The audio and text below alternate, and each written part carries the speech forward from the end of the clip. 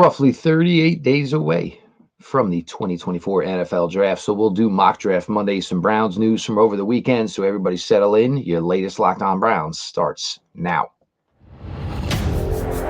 You are Locked On Browns, your daily Cleveland Browns podcast. Part of the Locked On Podcast Network. Your team every day.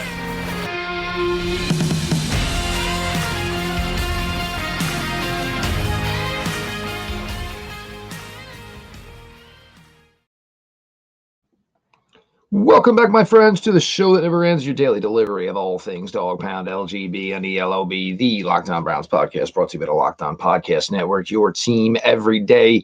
I'm your host, Jeff Lloyd, and I appreciate all of you who make Locked On Browns your first listen every single day. The everyday crowd keeps on growing. Don't miss out. Join by subscribing to Locked On Browns YouTube channel. The show is always available. It's always free wherever you get your podcasts. Today's episode is brought to you by Gametime. Download the Gametime app, create an account, and use code LOCKEDON for $20 off your first purchase. Hope everybody had a fantastic weekend. St. Patrick's Day, all the, shenanigans, hopefully. I hope you guys all enjoyed. But like I said, we are inside the 40-day window. We are 5 weeks away and change from the 2024 NFL Draft. Obviously, we'll talk the mock draft picks here. We'll talk a little bit about the quarterback that was brought in yesterday. Obviously, Tyler Huntley brought into Cleveland.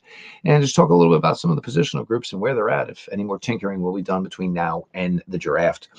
In true Andrew Berry style, you cannot have a draft where Andrew Berry is not going to make a trade. I think the Browns will make a trade in this draft. I think the Browns would love to find a way to get 3 picks within the top 100. So we did just that. We used the Pro Football Network simulator. Pick 54, the Cleveland Browns traded down with Kansas City Chiefs. The Browns would accumulate pick 64 and pick 95, which, like I said, those 3 picks within inside the top 100 should be a sweet spot for your Cleveland Browns. First pick number 64, which would be the final pick of the second round. This is what I love, and I don't think it's going to happen because I think his pro day, he's going to absolutely blow it up. Michael Hall Jr. from Ohio State. Obviously, we've been talking about it for years. Pete Smith, great part of Locked On Browns. Pete worked with him in high school at Streetsboro High School. He's always been Mike to us. But Mike Hall, look, the Browns currently have, 5 that you think would make the final 53. I don't know, what their true feelings are, on Ika. Ika's going to have a big offseason for this team. Browns really like to hold on to their draft picks, but a player like Mike Hall, an interior pass rusher, and Mike will have the athleticism that he could play outside if he wanted to in the NFL. Certainly is going to need to maybe, if you wanted him to be a full player, ideally, you want to put a little bit more weight on him. Mike is built like a basketball player. He's just got that build. But for the Browns, with pass rushing is such the emphasis for this team, he would be a fantastic addition for this team to get pick number 64. Obviously, there are needs for this team. The linebacker position we'll talk about in segment 3. I only see room maybe for one more guy for even a possibility to make this roster at the linebacker position. But if I can get Jeremiah Trotter from Clemson, and like I always tell you, if I know he's a legacy player, I want to see when I turn on the tape that he looks like a legacy player. Jeremiah Trotter Jr. looks like an NFL player. Obviously been around the game for a long, long time. His father's a great one. Jeremiah was a great one down in Clemson. It's true. Mike is something the Browns don't have. They don't have really long-term. Devin Bush is here on a 1-year deal, and I absolutely love that signing. I do. I think it's a great bounce-back spot for Devin Bush. Until he proves it and we see that Devin Bush is starting to look more and more like Devin Bush did early in his career, you're going to bring in somebody here. So I think, Jeremiah Trotter Jr. would be a great addition to this linebacker room. Gives me pick 95 here as well. I know many are out. I am not. I am still 110% all in the Audric Estime business. The jumps are good enough for me. The 40 time, obviously not ideal by any means whatsoever.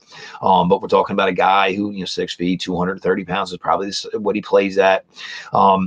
This could be a guy paired with others, Hines, and of course, Jerome Ford. Estime could be your closer back to finish out games while we wait for Nick Chubb to join the party in 2024. Again, and for me, Estime is somebody I think that would have long-term value here to the Cleveland Browns. I'm not out of the Audric Estime business. I am 110% still in. His tape was fantastic. Everything that I evaluate on, the only thing Estime was missing was overall foot speed, and that's not enough for me to say I'm out. Tape was great. He jumped well. His production was good. Audric Estime as a player That would be pick 156. And this is where it's going to get long either. Even still, if the Browns don't make a move and trade down and get one more pick, you could have that window of 85 to 156 for the Cleveland Browns. In this scenario, actually worked out well. I think the Browns will draft a wide receiver at some point. Top three spots, and we'll talk more about the wide receivers position in segment 3. Top 3 spots are taken by guys who are in contract years. The Browns want to do everything they can and give the opportunity for those guys to make a ton of plays and make their money. But I can get Javon Baker here from UCF. Javon Baker was a transfer from the University of Alabama. Javon Baker, good in the vertical game, very good in the vertical game. And I really think after having the Joe Flacco success late in the season, the Browns saw how important having a vertical passing attack and the success it brought for the rest of their offense, and the easiness that it brought for the rest of their offense to just naturally shine through. It's something that Javon Baker specializes in. So therefore, I think the Browns are in the Javon Baker business. I will highly believe that he's a player they probably have some interest in, and the value at 156 for me is fantastic. I think the Browns are going to draft a tight end, and Ricci, look, it's a nice pick. It's a nice guy to bring in. I'm not sure he's guaranteed a roster spot by any means whatsoever. Ohio native, barely even knew it. Look, most of us didn't even know he existed up until the time that they broke the news. So I'm going to bring in a tight end. Tip Ryman, Illinois, monster dude, 6'6", 270 pounds, relative athletic score of 9.9 plus. To have that type of athleticism at 6'6", 270, strong. Obviously start off here as a small bit player. Browns are going to probably want a blocking tight end. He might not even get to fill that role right away. We know in the past the Browns have used offensive linemen in certain situations where they wanted to get their best blockers on the field and didn't really give a crap whether or not they were telling you they were going to run it, and basically letting you know what's coming because we're going to do it better than you do it, and that's the way it goes. Browns certainly have guys that can fill that role in 2024, but Tip Ryman at his size, at his athleticism is something I would love to get the opportunity to work with. And in this scenario, it only cost me a 6th-round pick. My 7th round selection here. And look, he does not fit the age requirement, but he has offensive line versatility from Wyoming. He played pretty much everywhere on that line. His final year in Laramie, he played left tackle. Frank Crum looks like an offensive lineman. If I told you he was an offensive lineman for Wyoming, go look up the picture. I guarantee you'll be like, oh, he looks like he would be an offensive lineman from Wyoming. But again, 6'5", 313 pounds, relative athletic score of 9.9 plus. These are the types of guys the Browns go after. Yes, age may be a factor, but this is maybe somebody the Browns would have interest in as an undrafted free agent. I just put the name in here. I think he would have appeal to the Browns, even though the age doesn't necessarily line up. So Mike Hall Jr. from Ohio State, Jeremiah Schroeder from Clemson, Audric Estime from Notre Dame, Javon Baker, UCF, Tip Ryman, tight end from Illinois, and Frank Crum, offensive tackle with versatility from Wyoming. I am Jeff Lloyd. Your latest Locked On Browns going to roll on. Everybody stick along for the ride. Did you know that even if you have a 401k for retirement, you can still have an IRA? Robinhood has the only IRA that gives you a 3% boost on every dollar you contribute when you subscribe to Robinhood Gold. But get this, now through April 30th, Robinhood is even boosting every single dollar you transfer in from other retirement accounts with a 3% match. That's right, no cap on the 3% match. Robinhood Gold gets you the most for your retirement thanks to their IRA with a 3% match. This offer is good through April 30th. Get started at robinhood.com/boost. Subscription fees apply. And now for some legal info. Investing involves risk, including loss. Limitations apply to IRAs and 401ks. 3% match requires Robinhood Gold for 1 year from the date of first 3% match. Must keep Robinhood IRA for 5 years. The 3% matching on transfers is subject to specific terms and conditions. Robinhood IRA, available to U.S. customers in good standing. Robinhood Financial, LLC, member SIPC, is a registered broker-dealer.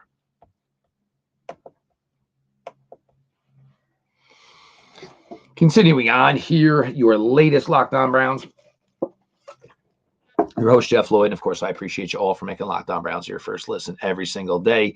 The everyday crowd is a bunch of filthy animals, but you people are my filthy animals, and I want more of yous. Subscribe to Locked On Browns YouTube channel. Join the party. Show is always available, always free, wherever you get your podcasts. Now, obviously, yesterday, the news came out St. Patrick's Day, Andrew Berry, having a good time. Nah, Andrew Berry working. So you sign Tyler Huntley to the fold. And of course, everybody's immediate reaction. I mean, I just don't get it at this point. Um, you know, this spells something about it spells nothing about Deshaun Watson. Deshaun Watson is here on a $253 million contract. The Browns are most likely going to turn his $35 million into bonuses and obviously recoup some salary cap. This has nothing to do with how they feel about their current quarterback. Nothing. And the hoops that you people want to jump through. And the other thing, with these quarterback moves, people complaining about this, that, and the other thing, I get, and again, we all get it. We all enjoyed the Joe Flacco ride. But if anybody thought it was a sustainability thing, you're being absolutely ludicrous. You're caught and lost in the moment. You want to talk about who was probably the best available backup quarterback on the market. It was Jameis Winston. Is this an indictment on DTR? I don't know. I don't think so. DTR would have got an opportunity to play more last year had he not got hurt. And then, of course, got hurt and put on IR in the Houston game. Won, obviously, the Pittsburgh Steelers game. I think if he had not gotten hurt in the Denver Bronco game, I think he probably would have won that game. And who knows what the Browns' ultimate thought process would have been with young DTR. Browns carried 4 quarterbacks last year, carried 4 quarterbacks through the summer, traded Josh Dobbs during the summer to recoup a draft pick. I think you guys just want to, and again, look, there's this faction that just don't physically like Deshaun Watson. And that's fine. I'm not here to change your stance on it. But it is a little bit annoying when it's affecting, your vision on how the young man played last year. If you didn't think Deshaun Watson was playing well last year, Monday night game wasn't the best game. But the interception was tipped by Harrison Bryant that went for pick 6. Remember that? The fumble that TJ Watt ran in the end zone? Yeah. Jedrick Wills just watched Highsmith fly around him. I hope he at least yelled duck. So you guys want to put everything in. It's becoming to the point where, because of Deshaun Watson's off-field stature, and again, I get it, there will never be, for some of you, a threshold that he can meet offensively. If he played like Patrick Mahomes, those of you who dislike Deshaun Watson would never change your opinion. It's just what it is. You're not going to. I get it. Again, everybody's entitled to their opinion. I'm not here to tell you one way or the other. I'm here to give you my opinion. And I think Deshaun Watson, again, for the 100th time, was playing well. Deshaun Watson, literally on his own podcast, told you he's a slow starter within games. He is a slow starter within the season. I would love if somebody at any point asks Deshaun if he thinks, is there anything they work on to try to maybe not be a slow starter in games, or to maybe not be a slow starter in the season? I just curiosity, because it almost says to me is, would you try to change some of the things that you do in the off season? Slightly throwing again is Deshaun. Now, what happens here over the summer? How does this all work? I've heard people trying to say, DTR to the practice squad. The Browns are not going to have an opportunity to get Dorian Thompson-Robinson back on the practice squad. If the Browns make him available late in the summer, he will be gone and he will go somewhere. Somebody will pick up Dorian Thompson-Robinson. It's just going to happen. It's quarterbacks. You tell me the Denver Broncos would be all over that? They'd be all over it. Absolutely in a heartbeat. If you want to talk about somebody that most likely would be a candidate for the practice squad, the former Pro Bowler, Tyler Huntley. In my opinion, that would be the guy who would be the candidate. Huntley comes in, and look, for the Browns, you pick his brain. You want to know everything there is to know that you don't think you know about the Baltimore Ravens offense. Granted, Huntley, there's going to be some changes. Obviously, he's not going to be able to tell you anything they're planning on doing with Derrick Henry. There's going to be some receiver changes, but you're going to certainly pick Huntley's brain about everything from his time there with the Baltimore Ravens. So it does feel weird, yet another Raven quarterback coming over to the Browns. Now, Winston, look, and again, I don't want any of these guys to play. I want Deshaun Watson to play 17 games, and I want to play every play, 4 quarters of every game, and then play everything in the business to have in the playoffs. And, if that's just not the way you're feeling, that's fine. Winston gives you this big ability, big arm, but just as good as his arm can be at times is just how crazy his arm can get at times and makes you go nuts. He's the ultimate threw for 313, 3 touchdowns and 3 interceptions. That is at times what Jameis Winston can be. Now, can you win with that? It depends. How's your defense playing? Because you want to know what? Browns won some games last year with that type of style, with Joe Flacco playing quarterback for them. Remember when I said Jameis Winston, Joe Flacco, 9 years younger? There's not really that much of a difference. Joe had more overall sustainable success in the NFL. Also was playing for much better teams in his time in Baltimore as opposed to what Jameis was playing with down in Tampa. Actually had a defense in Baltimore, not so much in Tampa. But of course, none of this, hey, I'm picking Tampa's good right now. Bake's doing good down there. We're all happy for him. But Jameis Winston is a solid, and was probably the best backup quarterback available on the market. I don't think Joe's going to give you 17 games. I don't think Joe's going to give you 12 games. I think that the Browns saw the perfect amount of what Joe Flacco can do for an NFL team at this point, and it worked out really, really well for him. This is what they do. They like strength in numbers. They want a lot of quarterbacks. Deshaun's going to work how Deshaun can work. Most likely is not going to play in any preseason games. This is the way these things work, and for everybody to get up in arms and narratives and pointing. I got to be honest, man. And, I put out one tweet yesterday. You don't have to have a take on everything. Okay. The Browns signed their 4th quarterback. The Browns have always had 4 quarterbacks in the offseason. So I don't know what everybody's getting their panties in a bunch for. And, if they really thought Tyler Huntley could be a threat to Deshaun Watson, he would have been the first player they signed in free agency. They would have been beating down the guy's door. So you guys, again, everything does not have to be this big dramatic scenario. The Browns currently have 4 quarterbacks. Deshaun Watson is your starter. Jameis Winston is your number 2. DTR is your guy to be groomed to maybe be a full-time 2 in 2025. Tyler Huntley is here for now. He may be a practice squad guy. He may be a guy that's moved for a piece if a couple of quarterbacks get injured over the summer. And Andrew Berry can say, hey, you can have this guy for a day 3 pick, a la Josh Dobbs last year in the summer in August of 2023.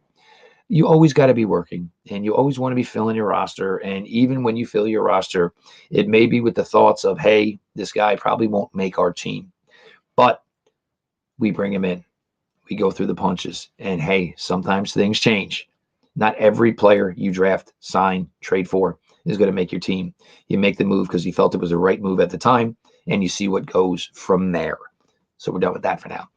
We're going to talk a little bit about Browns positional rooms right now, and if I think anything's coming free agency-wise from any of those positions. Your latest Locked On Browns rolls on. Appreciate everybody for sticking along for the ride.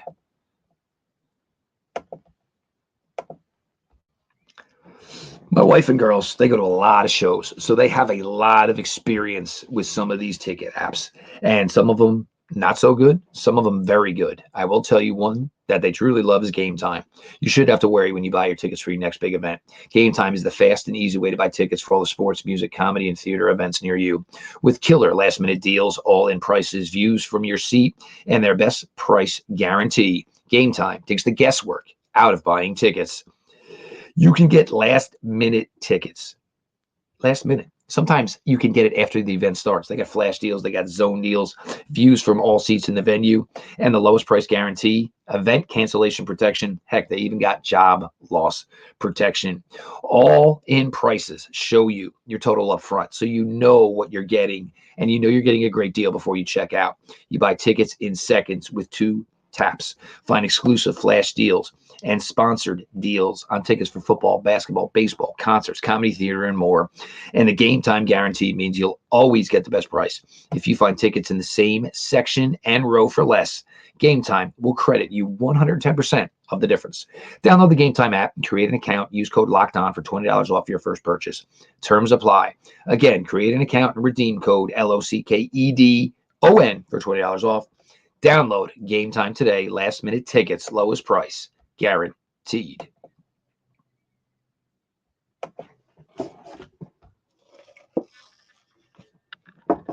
Jeff Lloyd, your latest Locked On Browns. As always, I thank everybody who makes Locked On Browns their first listen. If you're not part of the everyday crowd by now, make a new plan, stand, subscribe to the Locked On Browns YouTube channel. The show is always available. It's always free wherever you get your podcasts.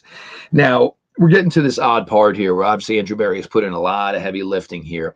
Already brought in 3 veteran defensive tackles. Obviously retained Zadarius Smith. You're 5 deep at edge. You are 5 deep at defensive tackle, whatever you think of Siaki Ika.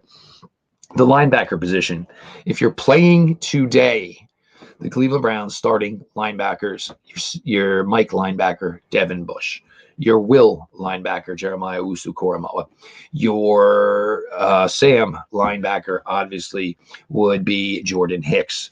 You have reserves in Tony Fields. Tony Fields has been a pretty good player as a reserve for the Cleveland Browns for 3 years, has made some impactful plays. Mohamed Diabate. Diabate, again, look, I think people are sleeping on him. We know the way the Browns work at the linebacker position. They don't really want to pay anybody. They are going to pay Jeremiah Owusu-Koramoah, and deservedly so. He'll be a guy that breaks the mold. But that means there's going to be some cheap guys afterwards. Diabate, undrafted free agent, would have this season, would still have next season when JOK is playing on a money contract. Certainly a guy to keep your eye on. So there's 5 guys right there. Obviously, I talked about drafting Jeremiah Trotter out of Clemson. But the thing, and this is the thing with Mike, a lot of people, we don't have a Mike. Da, da, da. Okay, but if Hicks is on the field, JOK is on the field, and whoever the Mike is, whether it's Bush, whether it was a Jeremiah Trotter Jr., when the Browns handle business on 1st and 10 like they did a majority of last season, guess who the first player off the field is? The Mike linebacker. That's the first player leaving the field. Hicks can do everything. We know JOK can do everything. So in nickel, those 2 are playing. When we go to dime, it's JOK. So everybody's asking questions about the Mike linebacker. Keep in mind, ideally, the Mike linebacker for the Cleveland Browns, 25 reps. I'd say on a good day, he's only going to play about 25 reps.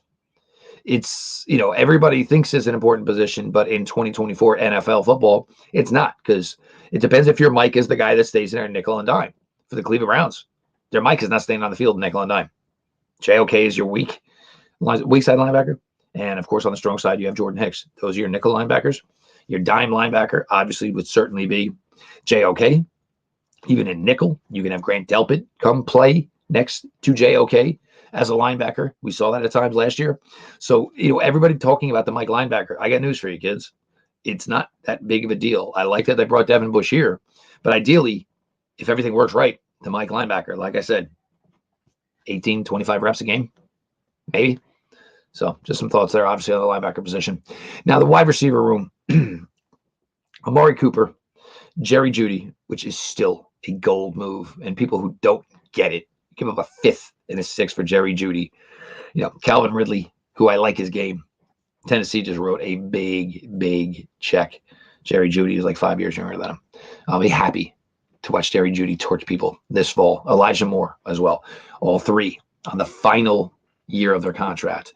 The Browns, I just don't see them making a big move here in free agency, and especially making a move where people might pay Mike Williams $11 million. Good God, man. All 3 obviously on contract years. The Browns are the type of organization that want to do right by every player that they have. The players currently with them, the players who are in a situation like all 3 of these guys are, Browns, in a real perfect world, want them all to get paid. And they have the perfect understanding that they may not be able to pay all of them. And it's the truth. Amari has another great year. Browns might have to pay him a ton of money, or somebody's going to be willing to. Jerry Jeudy has a great year this year. Somebody's going to be willing to pay him. Elijah Moore, I know a lot of people kind of indifferent about his role last year, but I had 640 yards receiving. You get that to 750, you get that to 8. There's money to be made there for Elijah Moore. You have Cedric Tillman, a player you're looking to groom. Obviously, Cedric Tillman with an opportunity here in 24 to continue to grow his game. Obviously, 25 would be the window of opportunity for more playing time for Cedric Tillman. So that's certainly, something that you're going to have to, keep the way the room works here. I don't think David Bell's going anywhere, and I think you're going to draft a rookie, and it's all going to be, of course, with eyes on, hopefully the Browns can retain 2 of the 3, guys at the wide receiver position that they have that will be on the final year of their contract. Something to watch, certainly something to monitor. But I would suggest, one more guy technically really coming here. I mean, undrafted free agents, street free, whatever. They're going to bring some guys in. But the reality of the situation is there might be only one open roster spot on the Cleveland Browns roster for a wide receiver. Got to a lot here today. Obviously, mock draft Monday. Hope you all enjoyed that. We're going to try to get you those, every Monday here between here and obviously draft week. We're going to start picking up draft coverage. I got some great guests lined up here. Now that we kind of have the idea exactly where the Browns sit with their draft capital, what they've used, can hopefully give us a better understanding of, the best bang for the buck the Browns can get out of the 2024 draft class. I appreciate all of you who make Locked On Browns your first listen every single day. Again, the everyday crowd, you are my people. I appreciate you all. We need more of you. So if your friends aren't subscribed, subscribe for them to the Locked On Browns YouTube channel. Show is always available. It's always free wherever you get your podcasts. I am Jeff Lloyd, your host here, going on 7 seasons now. Make sure you're following at Jeff_LJ_Lloyd. Leave some ratings, leave some reviews. I appreciate it. Please and thank you. This has been your daily delivery of all things Dog Pound. LGB on the LOB. Let's go Browns.